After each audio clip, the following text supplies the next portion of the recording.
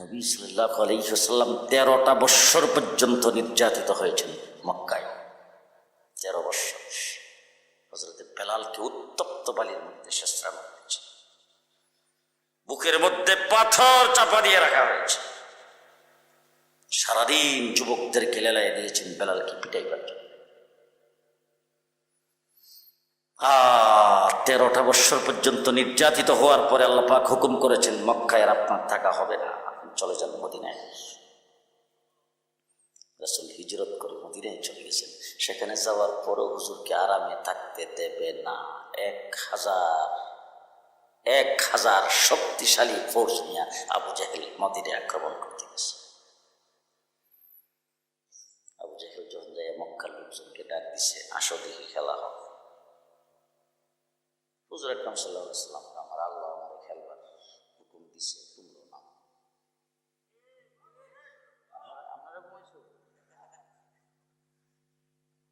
খেলা হবে নামো দিন। খেলা কিন্তু হয়েছে কঠিন কঠিন অবস্থা।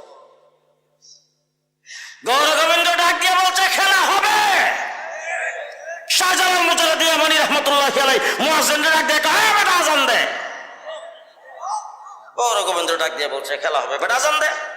এখন দেখবেন বিভিন্ন জায়গায় ওয়াজে গেলে অনেক ওয়াইজরা অনেক জায়গার মধ্যে শাহজালাল মুজাহিদ ইয়ামানি এসে সিলেটের জমিনে আজান দিছিল। কথাটা মিথ্যা কথা, ভালো করে মনে রাখেন। শাহজালাল যদি আজান দিত, সিলেটের একটা পাহাড়ও থাকতো না, সব মানি ধরছে।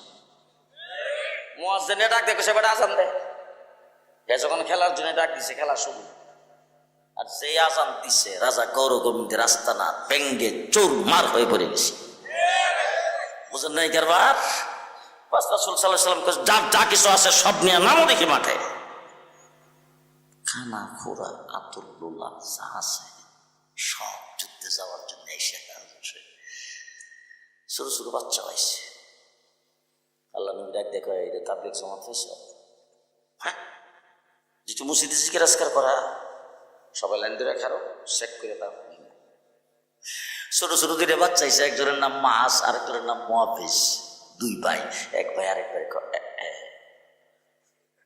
চাইছিলাম যে সবাই লোকে কোনোরকম যাবো, এখন তো তরটা খাই গেলাম, চেক করলে তো ধরে লিখব। ঠিক আছে, লাইনে খারাপ হয়েছে।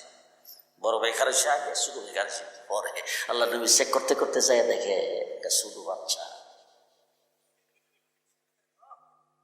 এইভাবে পায়ের আঙ্গুলের উপর বর করে খারা। রাসূল জিজ্ঞেস করে এইভাবে তারা এসে মাফে ফরবার লাগে। আল্লাহ নবী বলছেন, তোমার কি বাবা আছে? বলে না হুজুর, বাবা নাই। তোমার মা বৃদ্ধা মা? বলে জি হুজুর। তো বৃদ্ধা মার খেদমত করলে জেহাদের সব পাইবা, তুমি জেহাদে যাও না।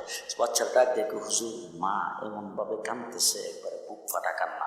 মারা যায় জিজ্ঞেস করলাম, মা তুমি কান্দো কেন? মা ডাক দিয়া কো, তোর বাবা যদি আজকে পৃথিবীতে জীবিত থাকতো, তাহলে তোর বাবাকে জেহাদের ময়দানে পাঠাইয়া হাসরের ময়দানে তো আমি মুজাহিদের স্ত্রী হিসেবে উঠতে পারতাম। আর তোরা যদি নওজোয়ান হইতে, তোদেরকে জেহাদের ময়দানে পাঠাইয়া আমি তো মুজাহিদের মা হিসেবে উঠতে পারতাম। তোরাও নওজোয়ান না, তোর বাপও দুনিয়াতে নাই, বুক ফাটা কান্না আসতেছে। মায়ের চোখের পানিগুলি মুছে মার কাছ থেকে বিদায় নিয়ে আমরা আসছি জেহাদের ময়দানে যাওয়ার জন্য। আল্লাহ নবী ডাক দেখো, তোমার মা তোমার বিদায় দিছে? বলে জি হুজুর। বলছি ঠিক আছে, তুমি যাও।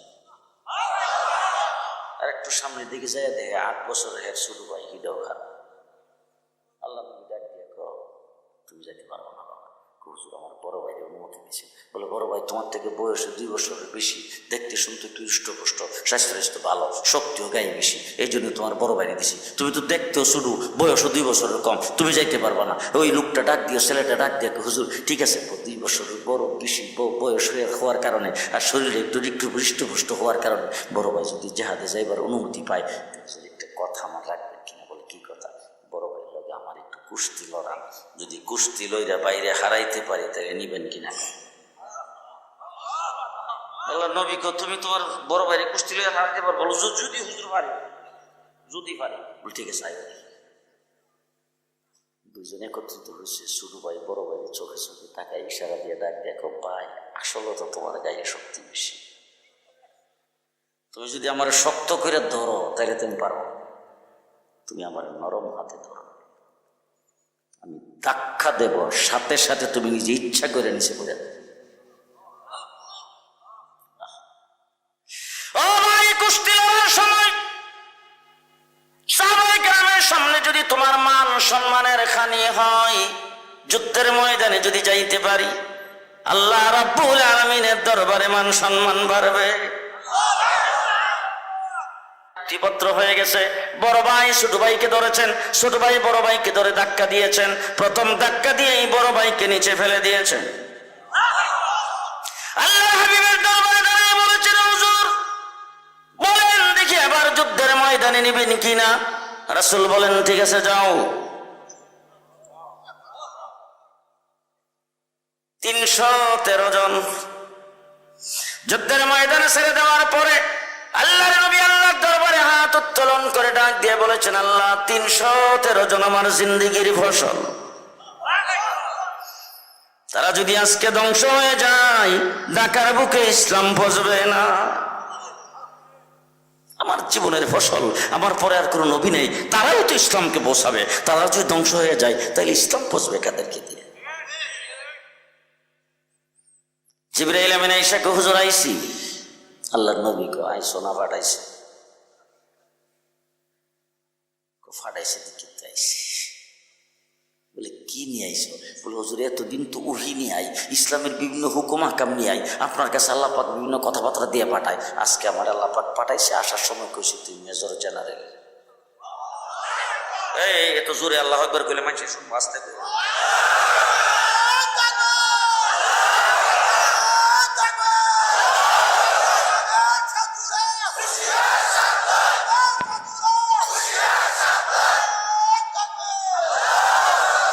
এতদিন যাইতে ওহী নিয়ে আজকে মেজর জেনারেল হিসাবে যাবে। ও রাসূল 3000 সাথে আছে, গাজী ব্রিজের ওই পারে 5000 কে ওয়েটিং এ রেখেছে। গাজী ব্রিজ না কইলে আপনারা বুঝতেন, 5000 ওয়েটিং, 3000 সাথে, বাস যুদ্ধের ময়দানে নামছে মেজর জেনারেল জিবরাইল। একজন সাহাবী দৌড়ে এসে রাসূলকে বলতেছে, হুজুর আওয়াজ শুনি মানুষ দেখি না যে, আওয়াজ শুনি মানুষ দেখি না যে, কারণটা কি? রাসূল বলেন কি আওয়াজ শুনো? বলে আকবিল আকবিল আকবিল, আগে বাড়ো আগে বাড়ো আগে বাড়ো। রাসূল ডাক দিয়ে বলেন, জিবরাইল আমিন ফেরেশতাদের মেজর জেনারেল, ফেরেশতাদের যুদ্ধ পরিচালনা। প্রচন্ড বেগে যুদ্ধ চলছে। হযরত আব্দুর রহমান ইবনে আউফ দূর থেকে দেখতেছে আবু জেহেল একটা উঁচা ঘোড়ার উপরে বসা বড় বড় হাত ডাক দিয়া যুদ্ধ পরিচালনা করতেছে। মনে মনে ভাবতেছে, আবু জেহেলকে দেখা যায় যদি সাথে কয়েকজন শক্তিশালী লোক পাই, একসাথে হইয়া আবু জেহেলের উপর যদি আক্রমণের সুযোগ পাই তাহলে ছেড়ে দিব। সেই খালি মনে মনে ভাবতেছে, এমন সময় দুইটা সামনে আইসা দুইটা ছেলে চেহারা দিকে তাকায় চাচা। হযরত আব্দুর রহমান ইবনে আউফ বাচ্চাগুলির দেখে মনটা গেছে খারাপ হইয়া, শক্তিশালী লোক চাইতেছে আমার পাশে, আবু জেহেলকে দেখতেছি, বাচ্চা দিয়ে দুইটা করতে এসে দাঁড়াইলো, ভাবতেছে এমন সময় বাচ্চা দুইটা ডাক দিয়ে চাচা আবু জেহেল রে চিনেন? হযরত আব্দুর রহমান ইবনে আউফ বলছেন, আবু জেহেল দিয়া তোমরা কি করবে? বলে চাচা বাড়ির থেকে আল্লাহর সঙ্গে শপথ করে আসছি, হয়তো আবু জেহেলকে জাহান্নামে পাঠাবো, নাইলে আমরা দুইজন জান্নাতে যাব। দুইটার একটা, হয়তো আমরা জান্নাত নাইলে আবু জেহেল জান্নাত, দুইটার একটা। 3 নম্বরে কোনো কাজের জন্য আমরা আসি নাই, যদি আপনি চিনেন তাইলে দেখাই দিন। আল্লামা মুফতি শফি রহমতুল্লাহি আলাইহি সিরাতে খাতামুল আম্বিয়ার ভিতরে রেখেছেন, হযরত আব্দুর রহমান ইবনে আউফ আঙ্গুলের ইশারায় দেখাইছেন, ও যে দেখা যায় এইটাই আবু জেহেল। দেখাইতে দেরি হয়েছে, বাস পাখির মতো দুইটা বাচ্চা আবু জেহেলের উপরে ঝাঁপাইয়া পড়তে দেরি হয়। এবার ঝাঁপাই আসতে পরিস্থিতি হল মারব গা, শুরু বাচ্চা তো লাগাবো, এক ভাই আরেক ভাইয়ের ইশারা দিয়ে কো ভাই এইভাবে ফালান যাইতো না, ঘোড়ার ফাউ কেটটা দেয় দিছে, ঘোড়ার ফাউ কাটটা আবু জেহেল ট্রিম করে নিচে পড়ে গেছেন। আর দুই ভাই আক্রমণ শুরু করেছেন। হযরত আব্দুল্লাহ ইবনে মাসউদ দৌড়ে এসে বুকের উপর সোয়ার হয়ে বসে গেছে। দুইটা ছোট ছোট বাচ্চা দিয়ে আবু জেহেলকে আল্লাহ পাক জনমের মতো পৃথিবীর থেকে বিদায় করে দিয়েছে। মুহাম্মদুর রাসূলুল্লাহ দরবারে দুইটা বাচ্চা আসতেছে, এক ভাই আরেক ভাইয়ের ধাক্কা দিয়ে, বড় ভাই ছোট ভাইকে তুই সর, আমি মারছি, তারপর ছোট ভাই বড় ভাইকে তুমি সরো, আমি মারছি। এইভাবে ধাক্কাধাক্কি করতে করতে রাসূল দরবার আইছে। রাসূল ডাক দিয়ে কয়, থামো থামো থামো, কি হইছে কি হইছে? ছোট ডাকটা হুজুর আমি মারছি, এটা না হুজুর আমি মারছি। আল্লাহ নবী ডাক দিয়ে কর, মারছ যে তলোয়ারটা দিয়ে, তলোয়ারটা কি দিয়ে লিস? বলে না। তাহলে তলোয়ারটা আমার কাছে আনো। রাসূলের কাছে তলোয়ার দেওয়ার পর দেখে দুটা তলোয়ার মধ্যে রক্ত লাগানো। রাসূল ডাক দিয়ে রক্তে প্রমাণ করে তোমরা দুজনে মিললেই মারছো, ঝগড়া। বদরের যুদ্ধে মুসলমানরা জয়যুক্ত হয়েছেন, উহুদের যুদ্ধে রাসূল তান্দান শহীদ করেছেন, খন্দকের যুদ্ধে রাসূল পেটে পাথর বেঁধেছেন। ৬ষ্ঠ হিজরিতে আল্লাহর নবী উমরা করতে যাইতেছিলেন ১৪০০ সাহাবায়ে কেরামকে নিয়ে। সেই ১৪০০ সাহাবী সহ রাসূল সুলে হুদাইবিয়া নামক জায়গা থেকে, সেখান থেকে একটা সুলে করে তারপরে ফেরত আসছেন উমরা না করে। সপ্তম হিজরিতে, সপ্তম হিজরিতে খাইবর বিজয় হয়েছে। অষ্টম হিজরিতে ১০,০০০ মধ্যে মুজাহিদ নিয়ে মক্কার জমিনে রাসূল পতাকা উত্তোলন করেছে। ষষ্ঠ হিজরিতে ১৪০০, অষ্টম হিজরিতে ১০,০০০। জুনায়েদ আল হাবিবের মতো 420 বাস একজনও নাই। রাসূলের ইশারায় মক্কার মানুষগুলোকে মাটির সাথে চতুর্দিক থেকে স্লোগান শুরু হয়ে গেছে, আল ইয়াউমা ইয়াউমুল মালহামা। অতীতের দিনগুলি ছিল তোমাদের, আজকের দিন আমাদের। অতীতে তোমরা রক্তপাত করেছো, আজকে রক্ত আমরা নেব। অস্ত্র তোমরা চালাইছো অতীতে, আজকে অস্ত্র আমরা চালাবো। আল ইয়াউমা ইয়াউমুল মালহামা। আল্লাহ নবী ডাক দিয়ে বলেন, সাহাবী কি স্লোগান দিয়েছো? বলে আল ইয়াউমা ইয়াউমুল মালহামা, আজকের দিন হলো বদলা নেওয়ার দিন। রাসূল ডাক দিয়ে বলেন, এই স্লোগান চলবে না। আল্লাহ নবী হযরতে বেলালের সাথে কি ব্যবহার করেছে আপনি কি ভুলে গেছেন? রাসূল বলে না, ভুলে নাই। খাব্বাব হুবাইবকে কি করেছেন আপনি কি ভুলে গেছেন? বলে না, ভুলি নাই। সুমাইয়ার সাথে কি করেছে আপনি কি ভুলে গেছেন? বলে না, ভুলি নাই। আবু বকর সিদ্দিককে পিটাইতে পিটাইতে 3 দিন পর্যন্ত বেহুশ, আপনি কি সেই কথা ভুলে গেছেন? না, ভুলি নাই। ও সাহাবীরা, তোমরা তো আবু বকর সিদ্দিকের কথা বলতেছো, খাব্বাব হুবাইবের কথা বলতেছো। আমি নবীকে 4 বছর পর্যন্ত সাহাবী আবু তালিবের ভিতরে বন্দী করে রেখেছেন, খাবার দাবারও কিছু দেওয়া হয় নাই। নির্যাতন তো আমার উপরে হয়েছে, আমি তো সেইগুলি বলি নাই, আমার সবগুলি মনে আছে। তবে আজকে স্লোগান এটা হবে না। আমি রাহমাতুল লিল আলামিন, আমি কারো বদলা নেওয়ার জন্য আসি নাই। আল ইয়াউমা ইয়াউমুল মারহামা,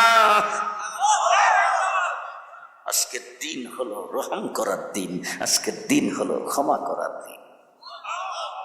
১০,০০০ মধ্যে মুজাহিদ নিয়ে রাসূল কালিমার পতাকা উদ্দিন করেছেন মক্কায়। নবম হিজরিতে হজ ফরজ হয়েছে, রাসূল আবু বকর সিদ্দিকের নেতৃত্বে সাহাবায়ে কেরামকে দিয়ে হজ করাইছেন। ১০ম হিজরিতে রাসূল আরফার ময়দানে হাজির হয়েছেন, রাসূলের সামনে ১৬ লক্ষ সাহাবা। যে ষষ্ঠ হিজরিতে ১৪০০, অষ্টম হিজরিতে ১০,০০০, ১০ম হিজরিতে ১৬ লক্ষ সাহাবী আরফার ময়দানে। রাসূল উটের উপর চোয়ার, সেখানে আল্লাহ পাক কোরআনের আয়াত নাযিল করেছেন, আল ইয়াউমা আকমালতু লাকুম দীনাকুম, আজকের দিনে তোমাদের দিনকে তোমাদের জন্য অল কমপ্লিট করে দিলাম। কিয়ামত পর্যন্ত এই দিন চলবে, কোনো পরিবর্তন হবে না। যে কোনো পরিবর্তন, যুগ ডিজিটাল হতে পারে। আপনাদের এলাকার মানুষ এক সময় ছিল নৌকা ছাড়া কোনো পথ ছিল, কিন্তু এখন রুট ঘাট বাড়ি ঘর সব শহরে পরিণত হয়ে গেছে। আর এই এলাকা শহর হতে পারে, এলাকা আধুনিক হতে পারে, এলাকা মডার্ন হতে পারে, এলাকা ডিজিটাল হতে পারে, হাইওয়ে হতে পারে, এক্সপ্রেসওয়ে হতে পারে, পদ্মা ব্রিজ হতে পারে, যমুনা ব্রিজ হতে পারে, কর্ণফুলী টানেল হতে পারে। ইসলামের কোনো পরিবর্তন হবে না। হবে হবে। এখন তো আপনাদের এলাকায়ও এই যে বাড়িঘর বিভিন্ন জায়গায় টাট্টি তো এখন আর নাই, ওয়াশরুম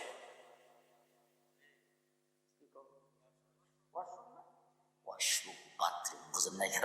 আবার যে ঘরের মধ্যে বাথরুম, আল্লাহ, নিজের ঘরের মধ্যে ফ্লোরে যে টাইলস লাগাইছে এই টাইলস হলো বাংলাদেশি টাইলস, আর বাথরুমে যা লাগাইছে এর চাইতে আরো দামি সিঙ্গাপুরি টাইলস। বাথরুমের টাইলসটা খুব দামি, অ্যাটাচড বাথরুম, যেখানে খাইতেছে যেখানে ঘুমাইতেছে এখানে অ্যাটাচড। ঠিক কিনা? আর আগে বাড়ির থেকে বদনা দিয়ে পানি লইয়া হাতে লইয়া পুষ্কুনির ফাড়ে দিয়া এরপরে 10 হাত দূরে থাকতে হই।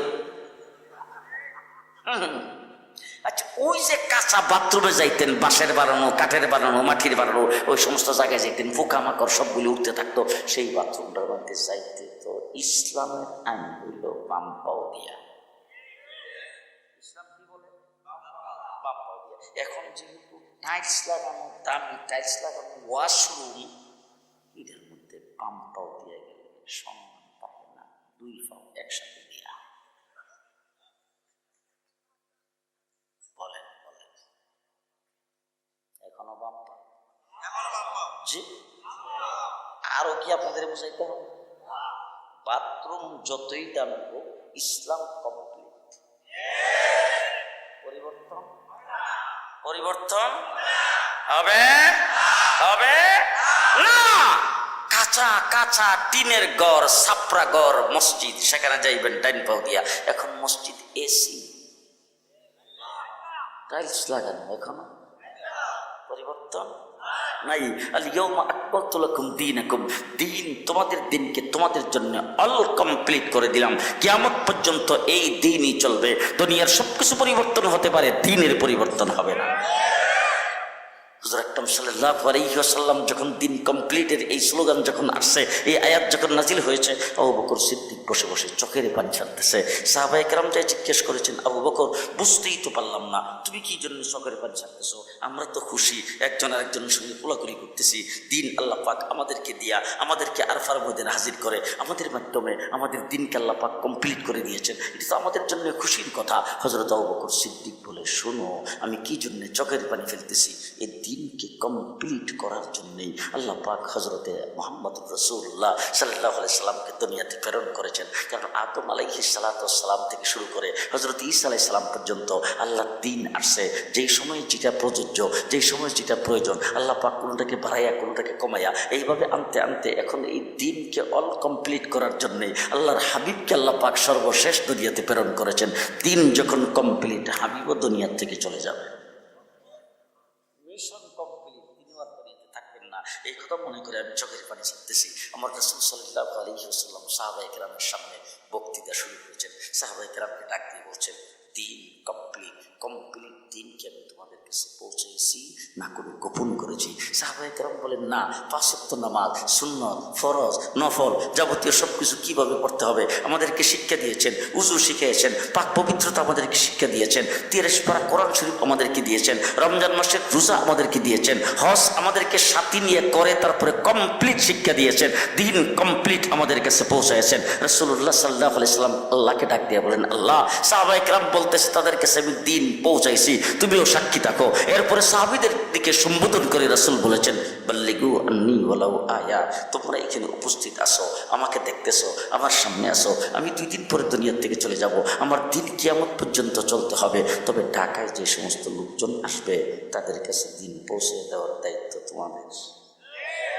ঢাকা না গেলে আপনারা বুঝতেন না, সারা পৃথিবীতে দিন পৌঁছে দেওয়ার দায়িত্ব তোমাদের। একটা অক্ষর, একটা মাসলা যদি দিনের একটা আয়াত কেউ যদি জেনে থাকো, সেটা পরবর্তী মানুষের কাছে পৌঁছে দেওয়ার দায়িত্ব তোমাদের।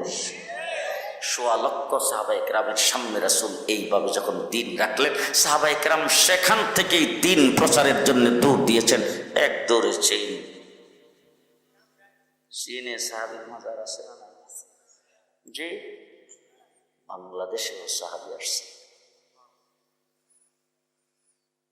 সম্ভবত 92-93 সনে হবে। হযরত মাওলানা মহিউদ্দিন খান সাহেব রহমতুল্লাহি আলাইহি আমাকে বললেন, চলেন বাংলাদেশের উত্তরাঞ্চলে যাব আপনাকে নিয়ে একটা মসজিদ উদ্বোধন করতে। সেখানে গেলাম, লালমনিরহাট, বাংলাদেশের সীমান্তবর্তী জেলা লালমনিরহাট। সেখানে যাই দেখি একটা পাহাড় ছিল, ছোট্ট পাহাড়ের টিলা। এই পাহাড়টা একজনে খরিদ করেছেন, খরিদ করে তারপরে তার মাটি বিক্রি করে এটাকে জমিন বানায় ফেলবেন, এখানে তার বাড়িঘর করবেন। এই জন্য সেই পাহাড়টাকে যখন মাটি বিক্রি করছে, মাটি যখন ড্রেজার দিয়ে কাটতেছে, কাটতে কাটতে যায় একটা দেওয়াল, সেই দেওয়ালটা দইরা কাটতে কাটতে যায় দেখি সুন্দর একটা মসজিদ, মেহরাবও আছে, মিম্বরও আছে।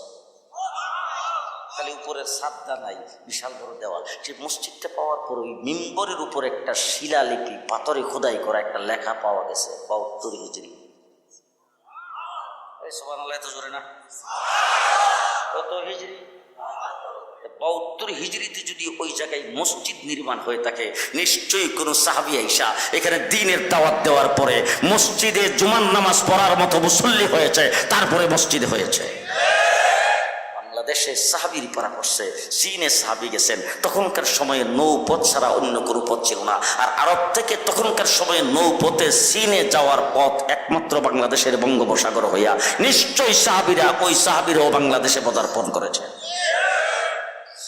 পৃথিবীতে সাহাবী চলে গেছেন। ওই বাল্লিগু আন্নী ওয়ালাউ আয়া, একটা আয়াতও যদি আমার কাছ থেকে জেনে থাকো, পরবর্তী মানুষের কাছে পৌঁছে দেওয়ার দায়িত্ব তোমাদের। সাহাবায়ে কেরাম দিন পৌঁছাইছেন, দিন সারা জায়গায় সব জায়গায় পৌঁছে গেছে।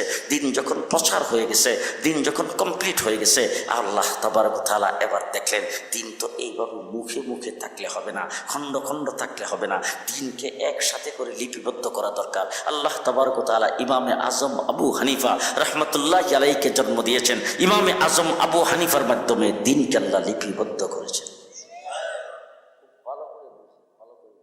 হযরত ইমামে আজম আবু হানিফা জন্মগ্রহণ করেছেন কুফায়। কোথায়? কুফায়। কোথায়? কুফায়। হযরত ইরাকের কুফায় হযরত ইমামে আজম আবু হানিফা রাহমাতুল্লাহি আলাইহি জন্মগ্রহণ করেছেন। আল্লাহর রাসূলের একটা হাদিস উলামায়ে কেরাম এখানে আছে, সবক শোনাইবার উদ্দেশ্যে আমি বলতে চাই। রাসূল বলেছেন, আনা মদিনাতুল ইলমি আলী বাবুহা, আমি হইলাম ইলমের শহর, আলী হইল সেই ইলমের দরজা। আলী ইলমের কি দরজা? এবার জিজ্ঞেস করতে চাই, ঘর কি দরজা আগে লাগায় না ঘরের ফাউন্ডেশন আগে দেওয়াল আগে করে, ছাদ আগে করে, তারপরে দরজা? দরজা কোন সময় করে? সবকিছু হওয়ার পরে তারপরে দরজা। কথা কয় না, ঠিক না বেটি? তাইলে এবার এই হাদিসের ব্যাখ্যা বিশ্লেষণটা ভালো করে বুঝেন। হুজুর আকরাম সাল্লাল্লাহু আলাইহি ওয়াসাল্লাম বলছেন, আমি ইলমের শহর, এই ইলমের ফাউন্ডেশন হযরত আবু বকর সিদ্দিক। আমি ইলমের শহর, এই ইলমের দেওয়াল হযরত ওমর ইবনুল খাত্তাব। আমি ইলমের শহর, এই ইলমের ছাদ হযরত উসমান। আমি ইলমের শহর, এই ইলমের দরজা হযরত আলী। হযরত আলী হইল দরজা, ফাউন্ডেশন আবু বকর সিদ্দিক। এবার জিজ্ঞেস করতে চাই, আল্লাহর নবী যখন ইন্তেকাল করলেন, হযরতে প্রথম খলিফা কেডা? ফাউন্ডেশন হযরত আবু বকর সিদ্দিক। তিনি রাষ্ট্র চালাইছেন মদিনার থেকে, ইমামতি করেছেন মদিনায়, রাসূলের মুসল্লায়, মারা গেছেন মদিনায়, দাফন করছে রাসূলের সাথে মদিনায়। 2 নম্বর হলো হযরত ওমর ইবনে খাত্তাব, তিনি হলেন ইলমের দেওয়াল রাষ্ট্র চালাইছেন মদিনায়। তারপরে উনি শাহাদাত বরণ করেছেন মদিনায়, নামাজ পড়াইছেন মদিনায়, সৈন্য প্রেরণ করেছেন মদিনার থেকে, ফতোয়া দিয়েছেন মদিনার থেকে, শাহাদাত বরণ করেছেন মদিনায়, দাফন করছে মদিনায়। 3 নম্বর হযরত উসমান হইল ইলমের ছাদ, তিনি রাষ্ট্র পরিচালনা করেছেন মদিনার থেকে, শাহাদাত বরণ করেছেন মদিনায়, জান্নাতুল বাকি মদিনায় দাফন করা হয়েছে। আলী ও বাবুহা, আলী হইল দরজা। আলী কোথায়? আলী রাষ্ট্রপ্রধান, আমিরুল মুমিনিন, খলিফাতুল মুসলিমিন হয়েছেন, রাষ্ট্র চালাইছেন কুফা থেকে, সেখানে ইলম বিস্তার করেছেন কুফায়, মাদ্রাসা কায়েম করেছেন কুফায়। সেই জায়গার মধ্যে আলী শাহাদাত বরণ করেছেন, সেখানে আলীকে দাফন করা হয়েছে। আলী যেখানে দাফন করা হয়েছে, যেখানে আলী শাহাদাত বরণ করেছেন, সেখানে ইমামে আজম আবু হানিফা জন্মগ্রহণ করেছেন। কি কারণ? তার কারণ হলো ইমাম হযরতে আলী রাদিয়াল্লাহু তাআলা হইলে ইলমের দরজা দিয়ে ইলম বের হয়েছে। আর সেই ইলম ইমামে আজম আবু হানিফা গ্রহণ করে এই উম্মতের জন্য কোরআন এবং হাদিস থেকে 13 লক্ষ মশালা বের করেছে, বের করে উম্মতের জন্য লিপিবদ্ধ করেছেন। এখন শেষ কথা আপনাদের সামনে যেটা বলতে চাই, দিন নবীর দ্বারা কমপ্লিট হয়েছে, সাহাবায়ে কেরামের দ্বারা দিন প্রচারিত হয়েছে, আইম্মায়ে মুজতাহিদিন, তার মধ্যে 1 নম্বর ইমামে আজম আবু হানিফা রাহমাতুল্লাহি আলাইহি, তার দ্বারা দিন লিপিবদ্ধ হয়েছে। এখন বাংলাদেশ স্বাধীন 9 মাস পর্যন্ত রক্তক্ষয়ী যুদ্ধের পরে 30 লক্ষ শহীদের বিনিময়ে দেশ যখন স্বাধীন হয়ে গেল, স্বাধীনের পরে তখন রেডিওতে ঘোষণা শুনতাম, মুক্তিযুদ্ধ যারা করেছ তাড়াতাড়ি অস্ত্র জমা দাও। মুক্তিযোদ্ধারা সব অস্ত্র জমা দিয়ে দিয়েছেন। এখন আর কোনো বাহির দেশের সাথে যুদ্ধ নয়, কারোর সাথে যুদ্ধ নয়, এই জন্য অস্ত্র জমা হয়ে গেছে, দেশ আমাদের স্বাধীন হয়ে গেছে। এখন দেশের বাহির থেকে যদি ধাঁচে বাংলাদেশে অবৈধভাবে জিনিসপত্র ঢুকতে থাকে, দেশের জন্য ক্ষতি না লাভ? ক্ষতি। আর বাংলাদেশের জিনিসগুলি যদি বাংলাদেশের ভিতর থেকে বের হয়ে চলে যেতে থাকে, দেশের জন্য লাভ না ক্ষতি? ক্ষতি। এই জন্য কোনো দেশের সাথে যুদ্ধ নয়, মুক্তিযোদ্ধারা অস্ত্র যখন জমা দিয়ে ফেলেছেন, এখন দেশেরই ভিতরে কিছু ঢুকতে পারবে না, দেশ থেকে কিছু বের হইতে পারবে না। এই জন্য সেইগুলি ঠেকাইতে হবে, পাহারা দিতে হবে, যাতে কেউ কিছু বের করে নিয়ে যেতে না পারে, কেউ যাতে ঢুকাইতে না পারে। এই জন্য গণপ্রজাতন্ত্রী বাংলাদেশ সরকার নিয়োগ দিয়েছেন বর্ডার গার্ড। বর্ডার গার্ড গোটা বাংলাদেশের চতুর্দিকে পাহারা দেয়। ভিতর থেকে যদি কেউ কিছু বের করতে চায়, তাইলে বর্ডার গার্ডের দেখা মাত্রই ফায়ার করে। আর যদি ভিতর বাহির থেকে কেউ কিছু ভিতর ঢুকাইতে চায়, বর্ডার গার্ড দেখা মাত্র ফায়ার।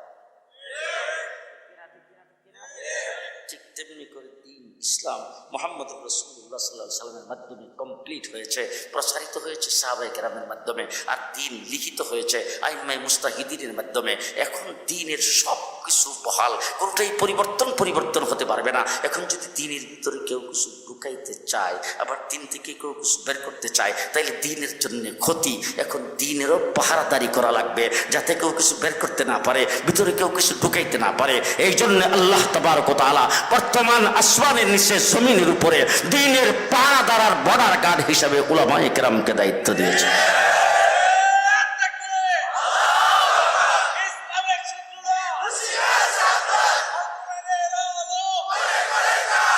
আলেম ওলামায়ে কেরামের উদ্যোগে আজকের এই মাহফিল। জনসাধারণ যারা এসেছেন ভালো করে জেনে রাখেন, বর্তমান সময়ে ওলামায়ে কেরাম হলো দ্বীনের পাহারাদার, দ্বীনের কন্ট্রাক্টর না, পাহারাদার। মনে থাকবে তো, দ্বীনের পাহারাদার। কেউ যদি ভিতরে কিছু ঢুকাইতে চাই, তাইলেও আমরা পাহারা দিই। ভিতর থেকে কেউ কিছু বের করতে চাইলেও হ্যাঁ আমরা পাহারা দিই। কথা কয় ঠিক না বেঠিক? ঠিক না বেঠিক? দৃষ্টান্ত স্বরূপ এক দুইটা কথা বলবো। দৃষ্টান্ত স্বরূপ আমার রাসূল বলেছেন, এই উম্মতের জন্য কমপ্লিট ঈদ দুইটা। কয়টা? একটা হলো ঈদুল ফিতর, আর একটা ঈদুল আজহা। একটা রোজার ঈদ আর একটা কুরবানির ঈদ। এখন যদি কোনো ব্যক্তি এসে একবারে স্লোগান দিয়া মাঠে নাইমা জুসনে জুলুসে ঈদে মিলাদুন নবী বইলা 12ই রবিউল আউয়াল আরেকটা ঈদ ঢুকাইতে চায়, পাহারাদারি করা লাগবে না? আস্তে কর, লাগবে পাহারাদারি করা। খুব ভালো করে বুঝেন, শেষ কথা আপনাদের সামনে বলে যাচ্ছি।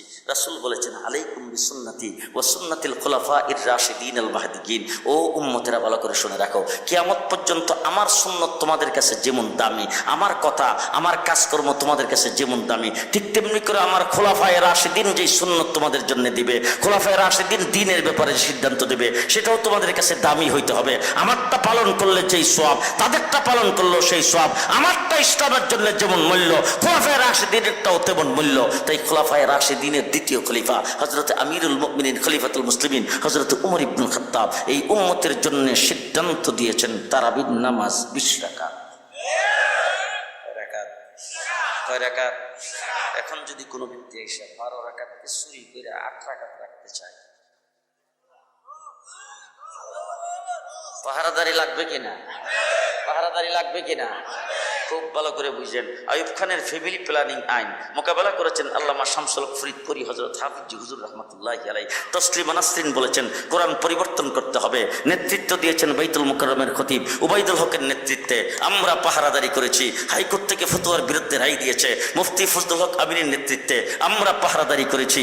ও আমার ভাইরা, ভালো করে মনে রাখেন, জিহাদ চিরন্তন জ্বালায়া দেশের মানুষকে মুশরিক বানাইতে চাইছে শাইখুল হাদিস আল্লামা আজিজুল হকের নেতৃত্বে পাহারাদারি আমরা করেছি। কাদিয়ানীরা কোরআনের ভুল ব্যাখ্যা করেছে খতিব উবাইদুল হকের নেতৃত্বে পাহারাদারি আমরা করেছি। লতিফ সিদ্দিকী হজ আর তাবলীগের বিরুদ্ধে কথা বলেছে, পাহারাদারি আমরা করেছি। শাহবাগের নাস্তিকার মুরতাদের একত্রিত হয়ে ইসলামের বিরুদ্ধে, ইসলামের নবীর বিরুদ্ধে কটূক্তি করেছে।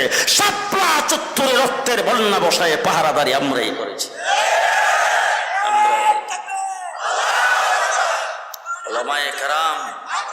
ওলামায়ে কেরাম দ্বীন ইসলামের পাহারাদার, দ্বীন ইসলামের পাহারাদার। আপনারা রাজনীতি করেন, আওয়ামী লীগ, বিএনপি, জাতীয় পার্টি, আমার কোনো আপত্তি নাই। ছাত্রলীগ করেন, যুবলীগ করেন, আমার কোনো আপত্তি নাই। যা খুশি তা করেন। রাজনীতির জায়গায় আপনি রাজনীতি করেন, কিন্তু দ্বীন ইসলামের ব্যাপারে যদি কিছু হয়, ওলামায়ে কেরামকে মানতে হবে। সিদ্ধান্ত দিবে, সেই সিদ্ধান্তই চূড়ান্ত সিদ্ধান্ত হবে। এখানে রাজনীতির গন্ধ শুনলে হবে না, এখানে রাজনীতির গন্ধ তালাশ করলে হবে না। সব সময় একটা জিনিসই তালাশ করতে হবে, দ্বীন ওলামায়ে কেরাম যা বলে তা। কথা বুঝে আসছে? তারা দ্বীনের পাহারাদার। সেই পাহারাদারি করতে যায় তাদের কথা তারা বলবেই। এখন আপনি মসজিদের সভাপতি, আপনি মসজিদের সেক্রেটারি, আপনি মসজিদ কমিটির লোকজন, আপনি যে আগের কাতার দখল করে বলবেন, খতিব নিয়ে আবার মেম্বরে বসে রাজনীতি করে বা উল্টা পাল্টা কিছু বলে। পরিষ্কার ভাষায় বলতে চাই, মেম্বর হলো মালিক, খতিব মালিক হইয়া সেখানে বসে দ্বীন ইসলামের ব্যাপারে সিদ্ধান্ত সেখান থেকে দিবে, চাই কারো ভালো লাগুক আর না লাগুক। কথা কি ঠিক আছে? কথা ঠিক আছে? যেইভাবে দিক নির্দেশনা দেয় সেইভাবে দ্বীনের উপর থাকতে রাজি আছে? রাজি আছেন? আপনাদের আলিম উলামায়ে কেরাম, আপনাদের আলিম উলামায়ে কেরাম, আপনাদের এলাকার আলিম উলামায়ে কেরাম আজকের মাহফিলের আয়োজন করেছেন। এই জন্য আমি এই কথাগুলি বললাম। আলিম উলামায়ে কেরাম এই আয়োজনটা কেন করেছেন? তারা তো মসজিদ ইমামতি করে, তারা তো মাদ্রাসায় পড়ায়। একটাই ডিপার্টমেন্ট গোটা পৃথিবীতে, বাংলাদেশে না গোটা পৃথিবীতে, যেই ডিপার্টমেন্টটা 24 ঘন্টা ডিউটি করে, একটাই ডিপার্টমেন্ট উলামায়ে কেরাম 24 ঘন্টা ডিউটি করে। কথা বলে 24 ঘন্টা। মাদ্রাসা, কওমি মাদ্রাসার ভিতরে ঢুকবেন, নুরানি মাকতাবে ঢুকবেন, হাটহাজারিয়ার জামিয়ায় যাবেন, সব জায়গার মধ্যে যায় দেখবেন উস্তাদ ছাত্রদের পেছনে 24 ঘন্টা মেহনত করতেছে। তাহলে 24 ঘন্টা সার্ভিস দেওয়ার পরে আজকের মাহফিলের ইন্তজাম কেন?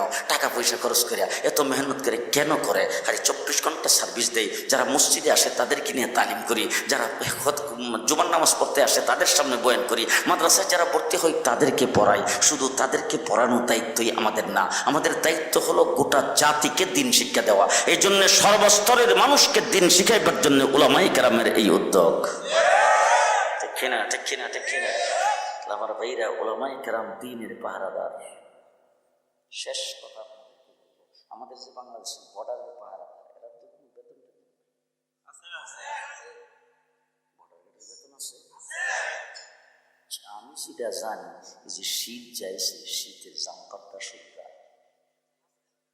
সরকারের কথা কয় না, পায়ের জুতা মোজা কেটা দেয়, মাথার টুপি, বইয়ের ডেলিভারির পয়সা, ডাক্তার খরচ, বাচ্চা কাচ্চা হইলে লেখাপড়া, সব কিছু দিয়া, সাপ্তাহিক রেশন দিয়া তারপরে তাদেরকে লালন পালন করে সরকার। তার কারণ হলো তারা দেশের পাহারাদার। ঠিক তেমনি করে যারা দ্বীন ইসলামের পাহারাদার উলামায়ে কেরাম, তাদের লালন পালন দেখাশোনা করার দায়িত্ব হলো ইমানদার ধর্মপ্রাণ মুসলমানের।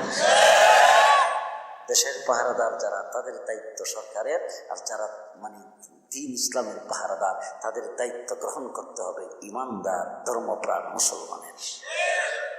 মুষ্টির চাউল দিয়ে সেই দায়িত্ব পালন করবে, 5 টাকা 10 টাকা চান্দা দিয়ে সেই দায়িত্ব পালন করবে, জমিন থেকে ফসল হবে সেটা দিয়ে সেই দায়িত্ব পালন করবে, মৌসুমিক চান্দা দিয়া, মাসিক চান্দা দিয়া, বাৎসরিক চান্দা দিয়া, যা যেভাবে পারে আলেম উলামায়ে কেরামের সেই দায়িত্ব পালন করতে হবে।